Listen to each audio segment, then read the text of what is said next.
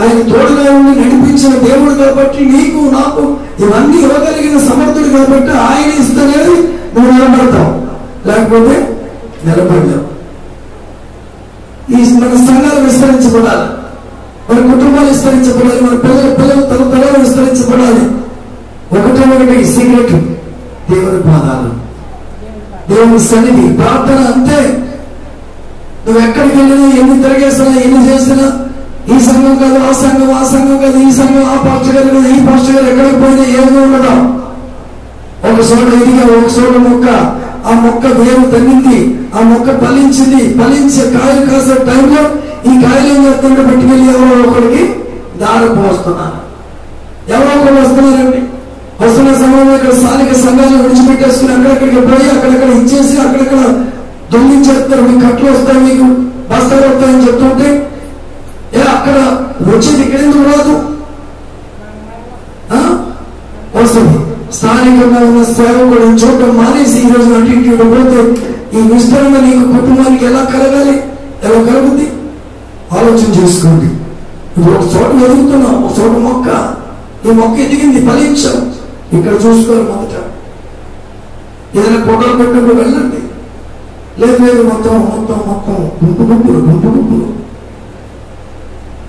ఎక్కడైనా దేవునికి మోకాలై నీ సమస్య ఏంటో చెప్పు, నీ పరిస్థితి ఏంటో చెప్పు, నీ స్థితిగతి ఏంటో చెప్పు. జాగ్రత్తగా మోపులు పట్టు. నీకు మేలు చేస్తాడు, తోడై ఉంటాడు, ఫలిస్తాడు, అభివృద్ధి చేస్తాడు, దేవుడు ఆశీర్వదిస్తాడు. విస్తరణలో కూడా తీసుకుంటాడు. దేవుడు స్తోత్రం. అంతేకాదు, నువ్వు విస్తరించడం వల్ల దేవుడికి సంతోషం, నువ్వు ఫలించడం వల్ల సేవకుడిగా మాకు సంతోషమే. మీరు అభివృద్ధి చెందాలి. రోజు మా ప్రార్థనే మీ కోసం. మీ పేర్లు తెలుసు నాకు, ఏమా మీ అందరి పేర్లు నాకు తెలుసు. బయట సేవకుడికి తెలుసా?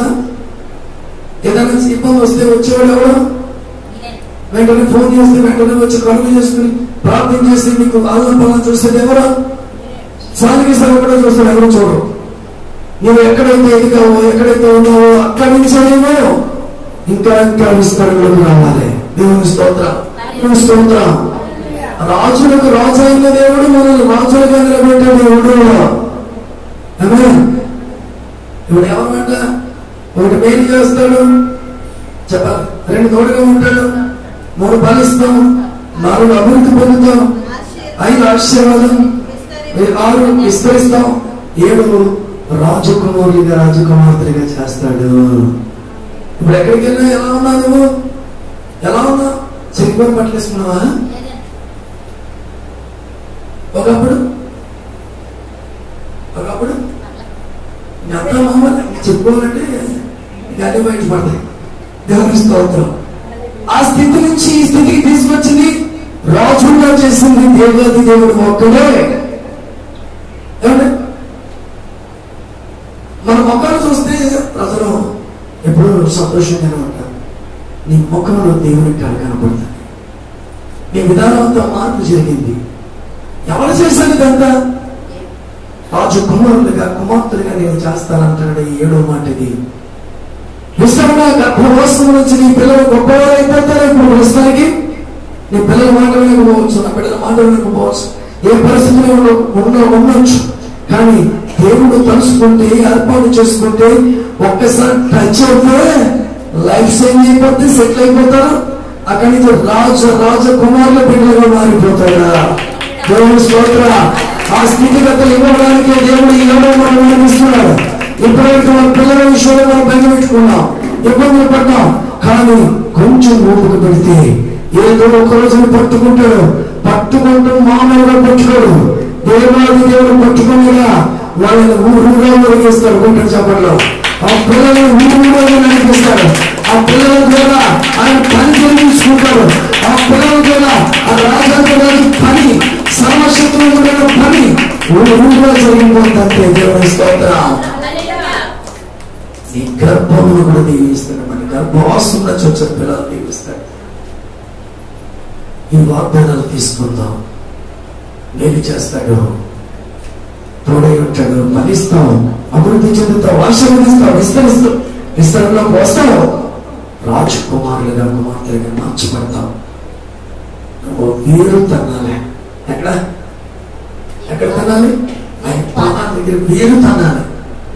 ఈ యాప చెట్లు చూస్తే మొన్న ఆ రోడ్డు వెళ్తామని చెప్పినప్పుడు తవ్వుతుంటే ఇంత లాభ వేళ్ళమ్మా, ఇంత లాభ వేళ్ళు బాగా తగ్గి లోపలికి అంటే అందుకే నిలబడింది.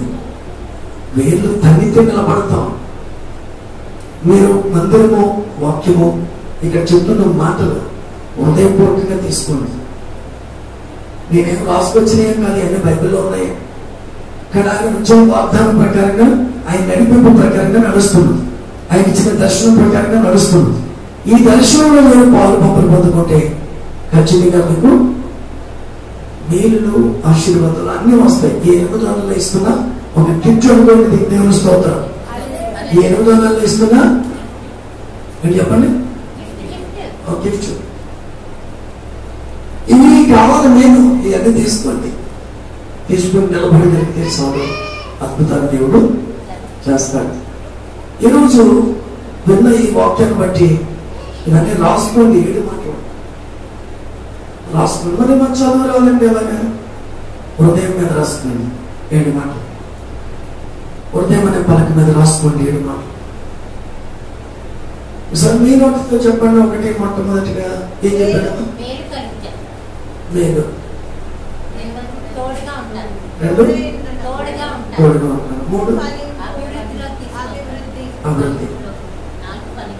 4 ఆశీర్వాదం. విస్తరణ. రాణిగా రాజుగా, రాజు కుమారులుగా చేస్తాను. దేవుని స్తోత్రం. అర్థమైందో అర్థమైందో నాకు తెలియదు, కానీ మీ ఇష్టం. మీరు అలా తీసుకుంటారు.